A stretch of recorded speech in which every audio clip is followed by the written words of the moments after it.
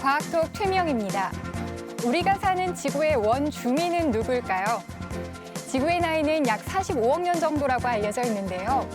그런데 35억 년 전, 독가스인 황화수소와 이산화가스로 가득 차 있던 이 지구에서 생물들이 숨을 쉬고 살아갈 수 있도록 그 기초를 다진 생명체가 있었는데요. 바로 광합성을 하는 미생물이라고 합니다. 오늘 과학톡에서는 지구 초기 생명체이면서 지구 미래 자원인 미생물에 대해서 알아보겠습니다.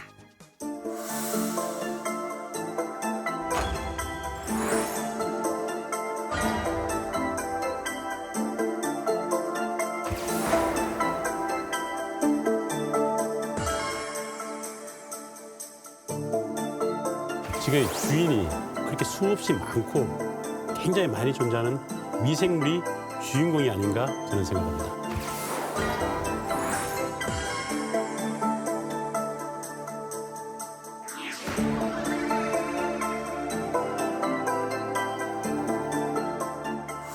네, 앞서 말씀드린 것처럼 출현으로만 따져보면 사실 지구상에서 가장 오래된 생명체가 미생물인데요.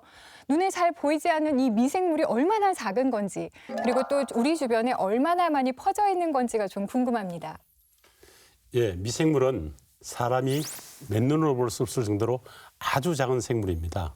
얼마나 작으냐면 개미가 한 2mm 정도 됩니다. 개미 크기의 1000분의 1 크기니까 도저히 눈으로 보이지 않겠죠. 또 그 체중은 개미가 1000마리가 모이면 한 1g 정도 됩니다. 그런데 1000억 마리가 모여야지 1g이 됩니다. 그런데 이렇게 작은 몸무게인데도 불구하고 지구상에 살고 있는 인간을 비롯해서 동식물, 어류가 있는데 그 총 무게의 60%가 미생물입니다. 이렇게 많은 종류 수의 미생물이 살고 있을 뿐만 아니라 그 미생물이 특징을 두 가지로 말씀드리면 굉장히 빠르게 번식을 합니다. 대장균의 경우에는 불과 15분 내지 20분이면 2배로 늘어납니다. 그럼 1시간이면 16배, 2시간이면 256배, 하루가 지나면 10 곱하기 0을 30개 했는 정도로 늘어납니다. 그러니까 굉장히 빠른 속도 때문에 우리가 밖에서 음식물을 좀 잘못 먹으면 집에 들어가 금방 배가 아픈 이유도 그런 이유 때문입니다. 두 번째는 미생물은 무서운 적응력을 갖고 있습니다. 어떤 환경에도 살아남고 또 어떤 환경에서도 자기 종자를 퍼뜨립니다. 대표적인 예로서 항생제가 발견되고 나서 처음에 항생제 때문에 미생물이 죽었는데 지금은 항생제가 있는데도 살아나는 슈퍼버그 때문에 인류들은 굉장히 고민하고 있습니다. 또 모양도 굉장히 단순하게 둥글게 생겼다, 막대 모양으로 생겼다, 실선 모양으로 생겼다 이렇게 말을 했는데 현미경이 발달됨에 따라서 자세히 보니까 눈도 있고 코도 있고 귀도 있고 발도 있고 다 있는 거죠. 다양한 모양을 갖는데 이 말은 종류가 굉장히 많다는 겁니다. 어쩌면 지구의 주인이 그렇게 수없이 많고 굉장히 많이 존재하는 미생물이 주인공이 아닌가 저는 생각합니다. 그렇군요. 혹시 미생물 하면 떠오르는 이미지나 느낌 같은 게 혹시 있으신가요? 미생물 하면 뭔가 더러운 거, 뭘 부패시키는 거, 균, 뭐 이런 거 생각하니까 나쁜 이미지만 보통 갖고 있는데 아까 조금 전에도 우리 오 박사께서 말씀하신 것처럼 사실은 근데 그 우리 몸속에 우리 세포수보다 더 많은 미생물이 사실 살고 있는데 그거는 유익한 것들도 굉장히 많이 있거든요.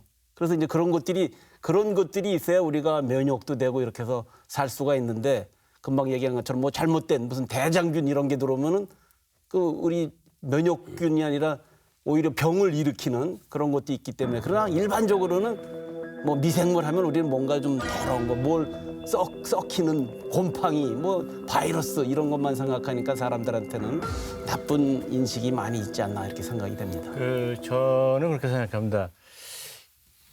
미생물은 안 보이는 거거든요. 안 보인다는 이야기는 뭐냐면 볼 필요 없다. 볼 필요 없고 알 필요도 없다는 이야기거든요. 왜냐하면 그 지구상의 주인공이 사람이라면 사람이 볼 필요도 없고 알 필요도 없다. 그게 이제 바로 미생물인데 사실 요새 요사이 보면은 미생물이 참 중요하다는 생각을 안 보이지만 우리 몸이라든지 여러 가지로 살아가는데 참 중요한 역할을 알게 모르게 하고 있구나 하는 생각이 들어서 저는 그 원래 미생물은 그 작은 생물이라는 뜻인데 제 생각에는 요새 그 미생물이 참 아름답게 보입니다. 아름다운 생물로 이렇게 보이기 시작합니다. 근데 미생물이 지능이 있어요? 예, 좀 이따 말씀드리겠지만 네. 미생물도 여러 가지 활동을 하고 있습니다. 단세포이기 때문에 단세포적으로 행동할 거라고 생각을 하는데 실제로는 단세포적으로 행동 아니고 사회생활도 하고 뭐 여러 가지 일을 하고 있는 것을 오늘 같이 이야기해 보면 재미있을 것 같습니다. 아니 그러니까 아까 말씀하실 때 미생물이 종해 보존을 한다. 그리고 또 이렇게 그 급증한다 이거 그래. 그럼 뭔가 서로 간에 지능이 있고 또 소통을 하고 그래야지 가능하지 않을까 여겨져 가지고 아 그게 지능이 있는 모양이군요. 그리고 집단 지능인가요, 그러면? 집단 지능보다도 아주 단순하게 행동하면서 본능적으로 행동하되 행동되어지는 현상이 집단적으로 행동되어지는 겁니다. 네, 알겠습니다. 그럼 지구상에 최초로 나타난 미생물은 무엇이고 혹시 그 미생물을 지금도 볼 수가 있는지 좀 궁금해요. 예, 35억 년 전의 지구는 아까도 말씀드린 것처럼 온도도 높고 압력도 되게 높았습니다. 그뿐만 아니라 산소는 거의 없었고 이산화탄소와 항화수소 같은 독가스로 현존한 생물은 도저히 살 수가 없었습니다. 이때 등장한 게 광합성 세균이 등장했습니다. 광합성 세균은 이산화탄소를 산소로 만들면서 생물이 살 수 있게 하기 시작을 한 겁니다. 이 광합성 세균은 호주의 그 샤크만이라는 데를 가면 그 스트로마톨라이트라는 그 화석이 있는데 이게 35억 년 전에 미생물이 모아가지고 있는 큰 바위처럼 생긴 겁니다. 호주만 있는 게 아니고 우리나라 영월에 가도 역시 있습니다. 지구가 45억 년 되는 것 같다가 24시간으로 본다면 하루로 본다면 한 18시간, 19시간에 미생물이 나타났고 사람은 불과 7초 전에 나타났습니다. 그러니까 미생물이 얼마큼 많이 진화돼 가지고 오늘날 이룬가 알 수 있는 게 그 지구 생명의 시계로 말씀드리면 간단할 것 같습니다.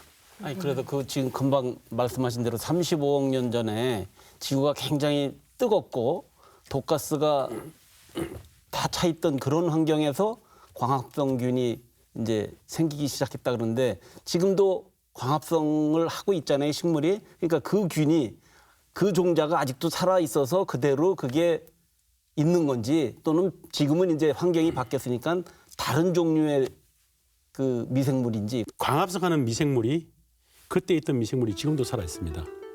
공룡은 이미 멸종해 없지 않습니까? 그런데 미생물은 그때 미생물이 지금도 살아가지고 한 큰 가족을 이루고 있는데 그게 고세균이가 아키아로 지금도 살아 있다는 게 큰 특징이 되겠습니다. 그럼 광합성 미생물이 아까 말씀하실 때 이산화탄소를 산소로 바꿔준다 그랬잖아요. 그럼 지금 저 세계가 온난화 때문에 이산화탄소 문제 갖고 굉장히 골치를 앓고 있는데 그럼 그 놈이 많으면 되나요? 예, 지금 광합성 세균이 초기 단계에 생겼고 그다음에 이산화탄소를 포집한 거는 사실은 산호입니다. 산호도 미생물인데 산호가 CO2를 그러니까 스퀘석을 만듦으로써 됐는데 만약에 우리 스퀘석 광산을 갖다 다시 CO2로 다 환원하면 지구는 다시 원시 상태로 돌아갈 겁니다.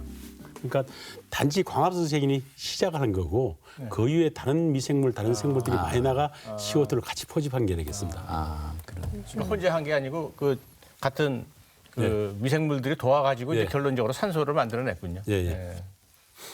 네, 그렇군요. 그러면 이 사람들이 언제부터 미생물의 존재를 인식하고 연구를 하기 시작했는지가 좀 궁금해요. 예, 그건 굉장히 중요한 이야기입니다.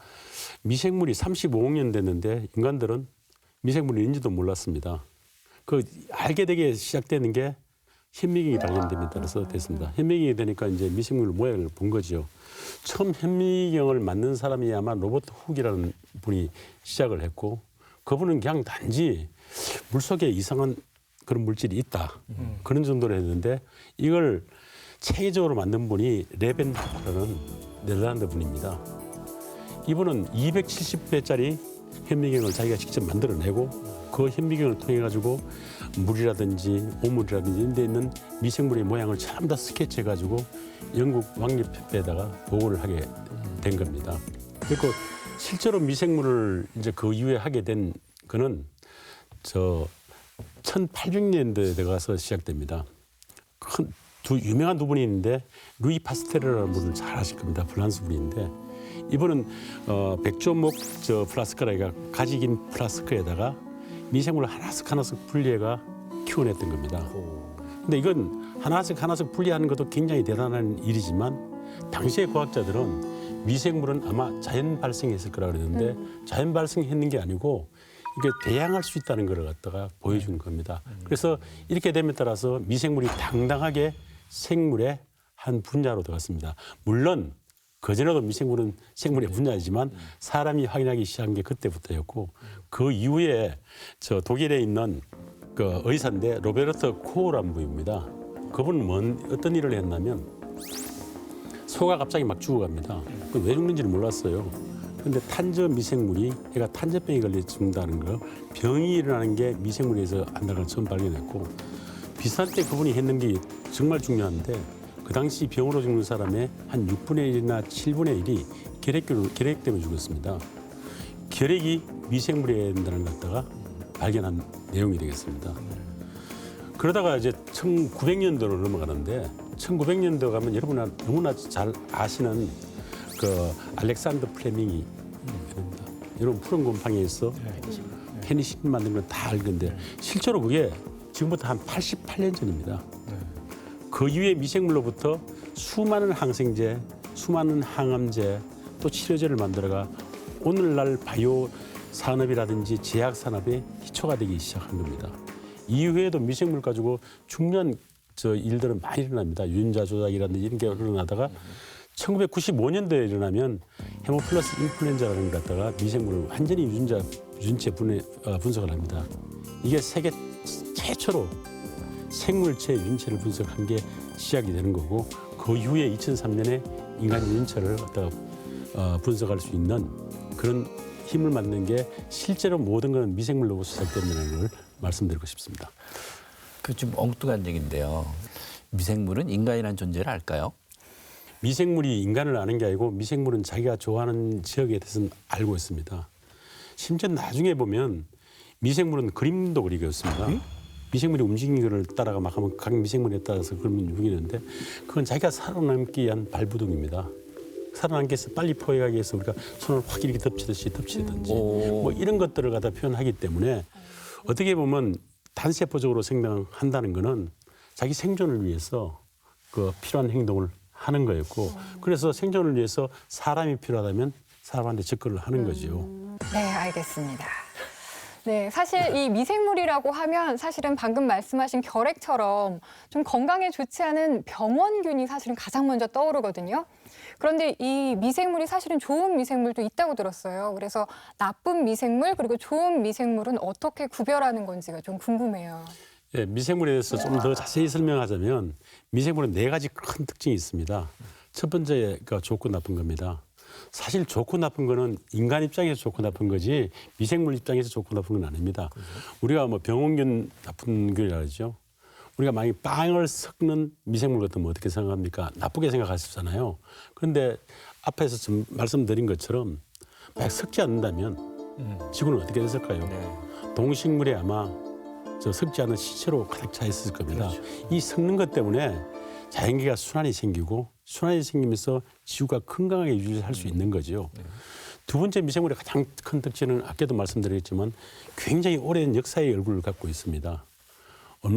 그 역사의 얼굴 중에 하나 예를 들어서 말씀드리면 그러면서도 지금까지 살아있다는 거죠. 그 미국 캘리포니아 대학의 공대에 있는 교수들이 2,500만 년 전에 호박이라고 있습니다. 호박이라는 게 보석인데 그 호박 속에 있는 벌을 끄집어내 가지고 그 벌 속에 있는 미생물을 갖다가 살려냈습니다. 그게 바실러스라는 미생물인데 지금도 가장 흔한 미생물입니다. 다른 말로 하면 2,500만 년 전에 지금 살았던 게 아직도 살아있고 그 2,500년 전에 살았던 걸 끄집어내 가지고 살릴 수 있다는 놀라운 일을 말씀드리겠고요. 세 번째가 그 기네스북에 나올 그런 이야기들은 미생물들은 굉장히 많습니다. 첫 번째, 물속으로 들어갈 수 있는 깊이는 사람은 한 80에서 90m 정도 들어갈 수 있습니다. 근데 미생물은 5,000m 이하에도 삽니다. 그런데 지상에 살고 있는 놈이 5,000m 이하에도 살고 있다는 거죠. 5,000m 같으면 500개합입니다. 심지어는 압력을 주지 않으면 살지 않는 미생물도 있습니다. 그럼 또 중요한 거는 온도가 100도, 120도 되는데도 살아납니다. 아예 지금 상온에서 못 살고 70도 이상 돼야 사는 미생물도 있고 남극에도 살고 그렇게 합니다. 또 체르노빌의 원자력 발전소가 폭발했을 때 그때 수백 킬로의 생물은 다 죽었습니다. 그런데 다이노코카스라는 미생물은 살아남았습니다. 그 얼마나 정도 방사선이 가냐면 사람의 뇌에서 치사량이 되는 방사선의 3,000배나 높은 데서도 살아남습니다. 마지막에 특징이 굉장히 무서운 얼굴입니다. 미생물에. 그게 뭐냐면 제가 예를 들어가 말씀드린 게 탄저균을 말씀드릴게요. 탄저균은 흡입하게 되면 24시간이나 48시간에 치료하지 않으면 95%가 사람이 죽습니다. 그러니까 어떻게 하겠어요? 생물학적 무기를 만들었죠. 1차 세계대전 때 영국의 이 그리나다 섬이라는 섬에서 탄저균 생물 무기를 만들었습니다. 근데 전쟁 끝나고 나니까 없애야 되잖아요. 없애기 위해서 그 섬을 완전히 소각을 시켰습니다.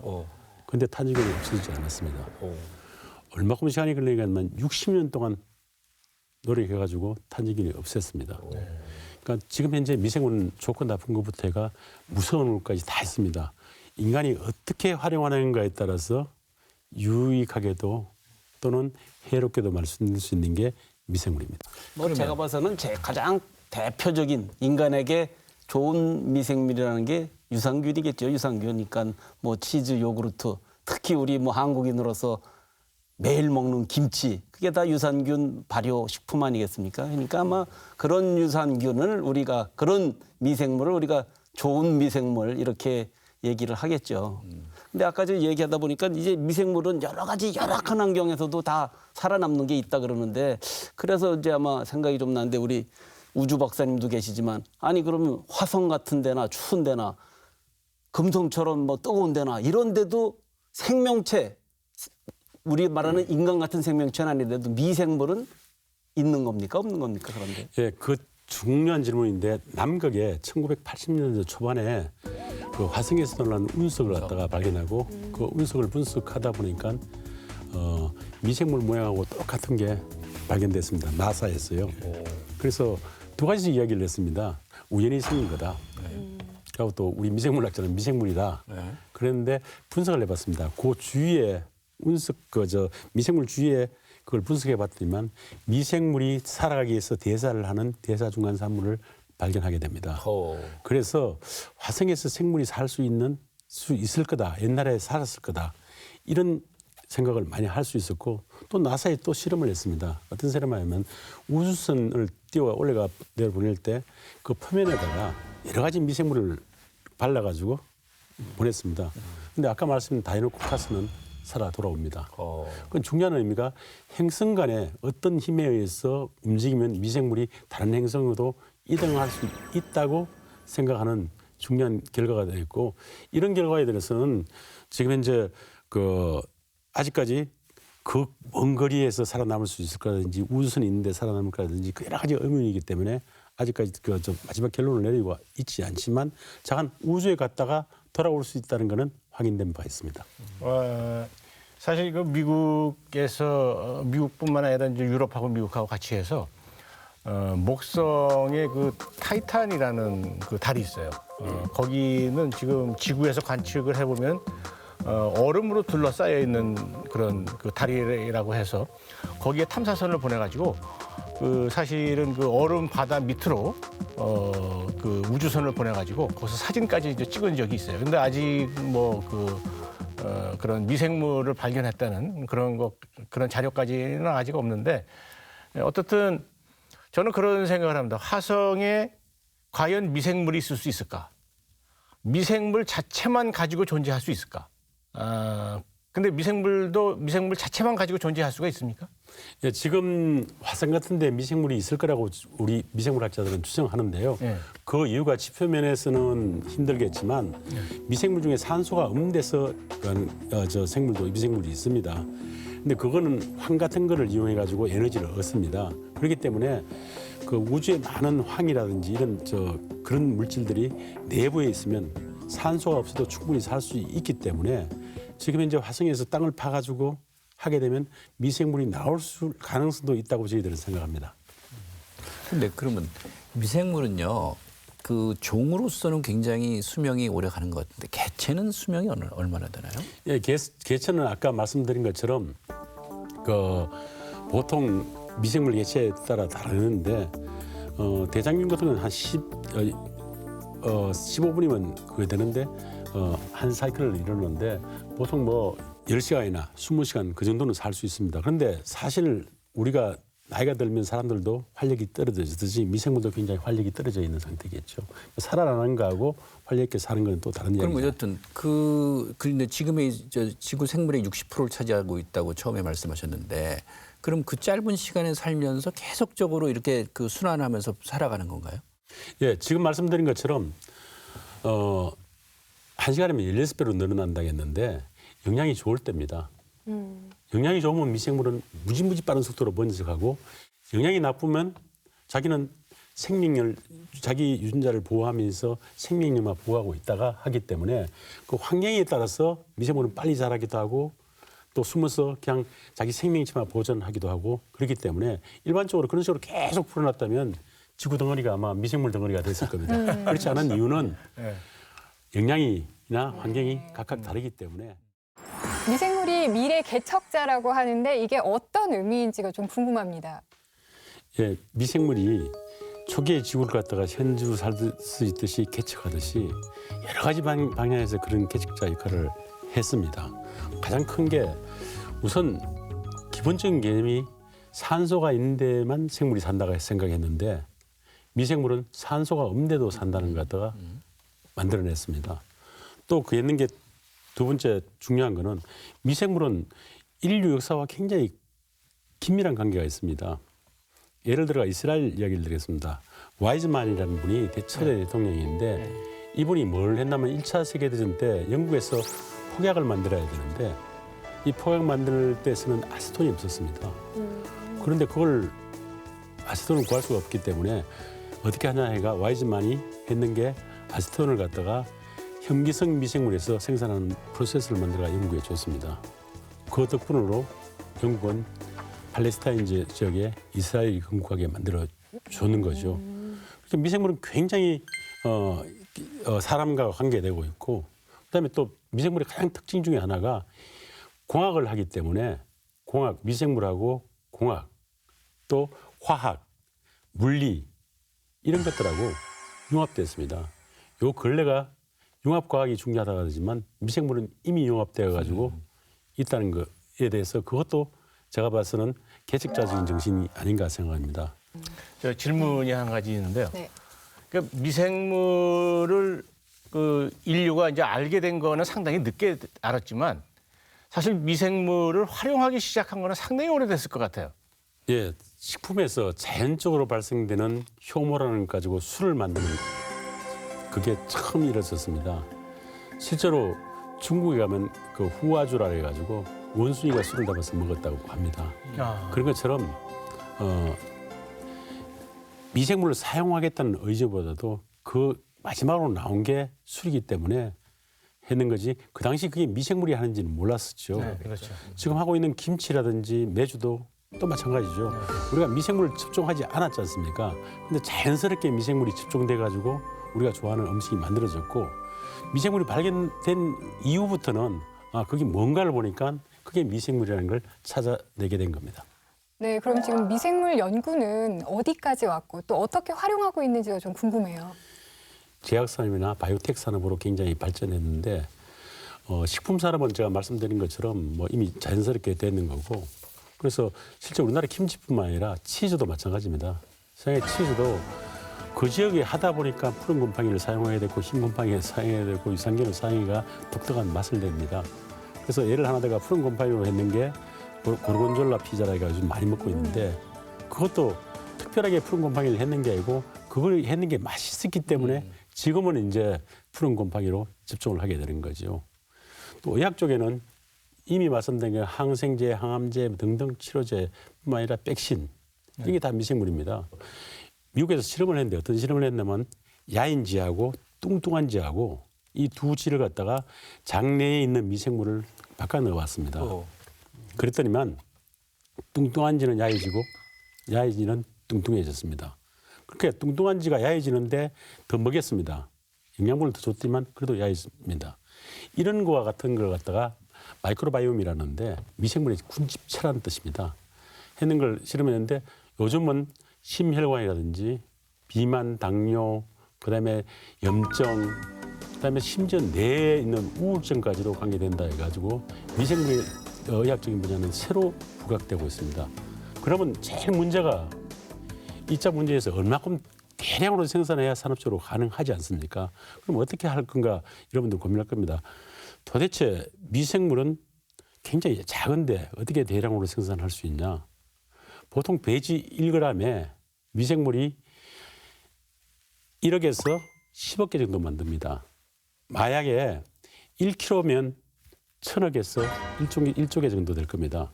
아무리 양이 작아도 1조를 곱하면 양이 상당히 커집니다. 그러겠네요. 마약 페니실린이 노벨상을 받았다 하더라도 그 양이 적다면 이용을 못하게 되는 거죠. 그 대량 생산이 장려하는데 그게 가장 큰 게 인슐린입니다.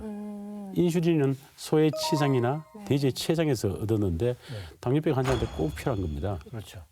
그런데 그 당시는 좀 재산이 많은 사람들만 이용할 수 있었습니다. 미생물을 이용하기 때문에 요즘 그렇게 많이 생산 가능하기 때문에 모든 사람이 혜택을 받을 수 있기 때문에 미생물은 의학적인 문제나 산업적인 문제에서 대중화시키는데 굉장히 중요한 역할을 했다고 생각합니다. 미생물이 정말 다양한 분야에서 활용이 되고 있는 것 같은데요. 앞으로 다가오는 4차 산업 시대에는 저희가 이 미생물을 어떻게 활용할 수 있을지가 좀 궁금합니다. 예, 4차 산업의 가장 요체가 뭐냐면요. 빅데이터입니다. 첫째. 그렇죠. 두 번째 중요한 게 그 물리적인 그 시스템을 갖다가 현실 시스템과 연결을 하는 사이버 시스템이라는 겁니다. 이 두 가지 측면에서 말씀드릴게요. 우선 인간 유전체가 30억 연기상을 갖다가 해독해가지고 얻은 유전자가 2만 5천 개입니다. 유전자라는 건 아까 A에서 B를 전환할 수 있는 기능을 가진 물질인데 미생물은 유전자 크기가 그게 1000분의 1밖에 안 되는데 적어도 2,000개 내지 3,000개 정도 유전자가 나옵니다. 그러면 지금까지 미생물 유전체 분석된 게 27만 종입니다. 그러면 2,000개로 곱해도 5억 4천만 개의 유전자를 갖고 있는 거죠. 이 5억 4천만의 유전자를 가지고 마음대로 믹스하면 바꾸고 끼우고 하게 되면 천문학적인 숫자가 가능하지 않습니까? 그래서 미생물은 4차 산업에 중요한 거고 두 번째 중요한 이유는 미생물은 이미 사이버 미생물을 만들었습니다. 아바타를 만들었다는 이야기입니다. 미생물 유전체를 갖다가 컴퓨터에 집어넣고 사람이 직접 실험하지 않고 어떤 조건을 줘가지고 컴퓨터를 돌리게 됩니다. 그럼 컴퓨터는 밤새도록 돌면서 수만 번의 실험을 해가지고 가장 좋은 결과를 갖다가 내주면 사람은 그 중에서 가장 좋은 결과를 테스트가 가장 좋은 결과를 갖다 하는데 생산하면 되는데 이게 미생물이 가상 생명체를 만들었고 그래서 아바타나 이런 것들이 영화에서뿐만 아니라 실제로 가능하다는 걸 보여주는 좋은 예가 되겠습니다. 아니 그렇게 되면은 미생물을 이제 우리가 활용할 수 있는 단계가 됐다 그러는데 그 우주 개척할 때 미생물을 보내가지고 미생물로 하여금 뭐 이렇게 조작하게 할 수도 있나요? 제일 저희들이 생각한 게 이상적인 게 요즘은 우주 미생물학이라 해가지고 제가 있는 한국생명과학연구원과 그 항우연들하고 같이 힘에 제가 그런 걸 연구하고 있습니다. 그 가장 큰 목적이 가까운 달에도 정말 초기 지구하고 같다고 치면 우리가 대량의 미생물을 퍼뜨리면 거기서 산소를 만들고 또 뭐 이렇게 가능하다면 언젠가 달을 식민지로 우리가 개체가 인간이 자유롭게 살 수 있을 거라고 우리는 상상하는 거죠. 또 화성도 가능할 거고 뭐 이런 생각을 갖고 많이 접근하고 있고 지금은 뭐 공상적인 이야기라 할지라도 과학자는 가능성이 있다면 무조건 도전하기 때문에 그렇죠. 도전을 해야 된다고 생각합니다. 근데 이제 지금 그 컴퓨터의 이제 프로그램 같은 걸 이용을 해서 아주 다양한 이런 그 미생물을 어떻게 보면 설계하고 또 이제 만든다라고 이렇게 말씀을 하셨는데 그렇게 해서 아주 그 우리한테 유익할 것처럼 생각이 돼서 만들었어요. 근데 생각지 못하게 그게 상당히 그 유익하지 않은 그런 것들이 만들어질 가능성은 없네. 예, 그런 거에 대해서 굉장히 위험성이 있기 때문에 네. 요즘 뭐 GMO나 이런 거에 대해서 네, 경각심을 갖는 겁니다. 그래서 생물 윤리라든지 생명 윤리라든지 이런 거에 대해서 굉장히 강조하는 이유가 무조건 좋다고 좋은 게 되는 게 아니고 나쁜 게 됐을 때 어떻게 되는 거냐. 이런 거에 대해서 굉장히 위험성이 있기 때문에 거기에 대해서 심각하게 고민해야 되고 그 연구 방법으로 나쁘게 된 케이스를 찾아가지고 그렇게 일어나지 않도록 막는 게 예방하는 게 가장 중요하다고 생각합니다. 그 이제 사실 이 이제 앞으로 이 4차 산업혁명이 되면은 뭘 하여튼 그 유전자 가위 같은 거를 이용을 해서 뭐 우리가 지금까지 이 세상에 없었던 그런 뭐 미생물을 만든다든지 뭐 이제 여러 가지 그 생명체도 만드는 뭐 그런 뭐 연구도 이렇게 하는 것 같은데 저는 그러지 않아도 지금도 상당히 많은 종류의 미생물이 있고 이런 거를 제대로 잘 활용을 못 하는데 그거 말고 또 새로운 거를 만들려고 했다가 이게 또 엄청나게 우리한테 큰 이 부작용이 생길 수 있지 않을까 싶은 생각이 들어서 이게 확실한 어떤 그 확신 없이 새롭게 이렇게 뭐 조작을 해서 새로운 미생물을 만들려고 한다는 거는 제 생각에 지금 상태로서는 상당히 시기상조고 이 문제가 좀 많이 생길 수 있지 않을까 하는 우리의 생각이 의지와는 듭니다. 무관하게 이미 미국이나 선진국에서 굉장히 많이 하고 있습니다. 제가 조금 말씀드린 게 인공생명체, 인공미생물은 2000년대 중반에 이미 시도를 했습니다. 마이코플라즈마라는 미생물 가지고 크릭 벤트라는 분이 있는데 그분이 인간 유전체 해독하는데 중요한 역할을 한 분인데 했고 작년에 또 그분이 이제 번식을 할 수 있는 그런 걸 만들었습니다. 근데 그런 게 만드는 게 상당히 위험한 일이긴 한데 만드는 목적은 뭐냐면 우리가 알고 있는 유전자만 넣어가지고 결국 우리가 원하는 물질만 만들 수 있도록 만들자는 겁니다.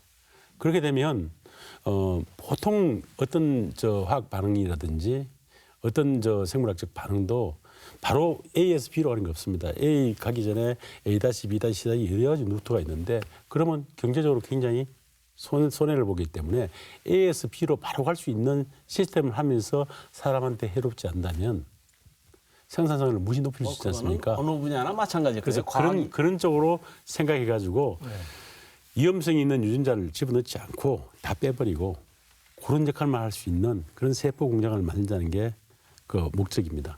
네, 그렇군요. 그럼 미생물 연구를 굉장히 오래 해오셨잖아요. 그럼 다양한 에피소드가 있으실 것 같은데 혹시 좀 이거 정말 재밌다. 혹시 이런 사례들이 있을까요? 뭐 미생물이 대화를 한다든지 이런 거 있을까요? 예, 미생물은 대화를 합니다. 여러분 알다시피 병원성 미생물이 사람한테 들어가 한 마리는 너무나 작지 않습니까? 네. 그놈이 독소를 내봤자 사람 끄떡하지 않습니다. 감지도 못합니다. 그런데 사람은 아프잖아요. 아픈 이유는 여러 마리가 동시에 그 독소를 뿌리기 때문에 그렇습니다. 그런데 여러 마리가 동시에 뿌리려면 어떻게 해야 됩니까? 누가 하나 명령을 해야 되지 않습니까? 자, 뿌리자 해야 됩니다. 그런데 실제로 보니까 뿌리자 하더라고요. 근데 언어를 사용합니다.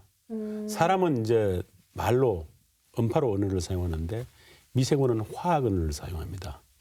어떤 화학 물질을 내면 그에 따라서 집단 행동을 같이 하게 되는 겁니다. 그래서 수많은 미생물이 동시에 독을 내기 때문에 사람은 아프게 되는 겁니다. 똑같은 일이 미생물이 자기 보호할 때도 씁니다.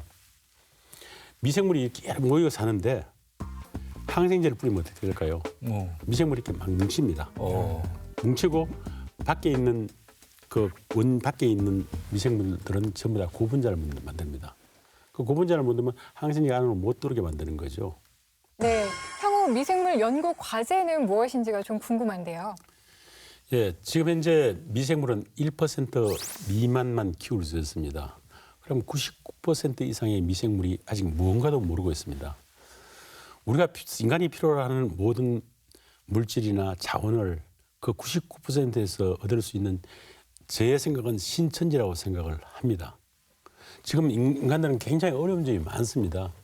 기후변화도 일어나고 자원도 부족하고 오염도 일어나고 또 감염병 때문에 문제가 생깁니다. 미생물을 잘 이용하면 이런 문제를 모두 해결하면서도 건강한 지구를 만들 수 있는 그런 방향으로 우리는 연구를 해 나갈 겁니다. 아마 이 오늘 지금 미생물 관련된 얘기를 하니까 우리가 모르는 사실을 많이 알게 됐는데 사실 이 미생물이라는 게 우리 생명체가 살아가려면 미생물이 없으면 살아갈 수가 없고 그 요즘 이제 또 4차 산업혁명을 얘기하면서 기존에 있던 직장 일자리 없어지는 거 아닌가 걱정을 많이 하는데 아마 우리 청소년들도 이 미생물 얘기를 들어보면은 야 우리가 살아가는데 미생물은 꼭 필요한 거고 아직 모르는 분야가 너무나 많고 해야 될 일이 굉장히 많고 미생물이 없이는 인간체나 모든 생명체가 살 수 없다. 그러니까 아직도 해야 될 일이 굉장히 많은 희망이 있는 분야다. 제가 미생물을 전공하지는 않았지만 앞으로 미생물들도 많이 관심을 갖고 좀 하면은 미래에 가능성이 많은 분야다. 이런 생각이 좀 듭니다. 저도 이제 최근에 사실은 미생물이랑 무척 친해졌습니다. 왜냐하면 이제 나이가 들어서 그런지 잘 소화가 안 되고 그랬었는데 그래서 이제 유산균을 먹으니까 상당히 도움이 많이 되더라고요. 그래서 이제 요새는 뭐 다른 보약은 못 먹어도 꼭 하루에 한 번씩 유산균은 먹을 정도로 이렇게 유산균이랑 친해졌는데 또 최근에 조류독감도 상당히 우리나라에 아주 심각했었는데 어떤 과학자가 연구를 했는데 이 조류독감을 김치 유산균 가지고 해결할 수도 있다. 뭐 이제 이런 논문도 발표를 한 적이 있는 것 같아요. 그래서 요사이 우리나라의 가장 심각한 문제, 미세먼지 먹을 수 있는, 미세먼지 없앨 수 있는 그 미생물을 좀 찾아주시면 아주 참 노벨상 받을 수 있지 않을까 생각합니다. 말씀을 듣다 보니까 미생물에 대해서 새롭게 알겠는데 흔히 뭐 미생이라고 그러는데 미생이 아니라 저게 제대로 연구하면 완생이 되겠구나 이런 생각이 드는데 근데 우리나라에서 미생물의 연구 수준은 외국이랑 비교해서 어떻고 또 인력은 어떤지 한번 좀 또 궁금한데요. 예, 미생물에 대한 연구는 새로 미생물을 찾는 분야는 제가 같이 연구하면서 세계 1등을 계속 했습니다. 그런데 요즘 또 4차 산업혁명이나 또는 IT나 이런 걸 하다 보니까 미생물 하시는 분들이 많이 빠져나가가지고 또 전공을 그걸로 바꾸더라고요. 또 이제 4차 산업이 굉장히 중요하면 또 미생물 하는 분들이 또 모일 거라 생각됩니다. 그런데 제 생각 같아서는 꾸준히 한우물 파괴식으로 연구를 하게 되면 아마 우리나라가 굉장히 고민하고 있는 노벨상도 이런 데서 나올 수 있지 않을까는 생각을 가집니다. 멀리 우주 바깥에서 지구를 본다면 우리 인간도 미생물처럼 정말 작게 보일 텐데요. 반대로 한 사람 한 사람을 소우주라고도 하죠. 눈에 보이지 않는 미생물도 그럴 것 같습니다. 오늘은 정말 작지만 지구 미래의 큰 자원이 될 미생물의 세계에 대해서 알아봤습니다. 네, 네 분 오늘 말씀 고맙습니다. 감사합니다. 네, 과학과 국민이 소통하는 시간 과학톡이었습니다. 시청해주신 여러분 진심으로 고맙습니다.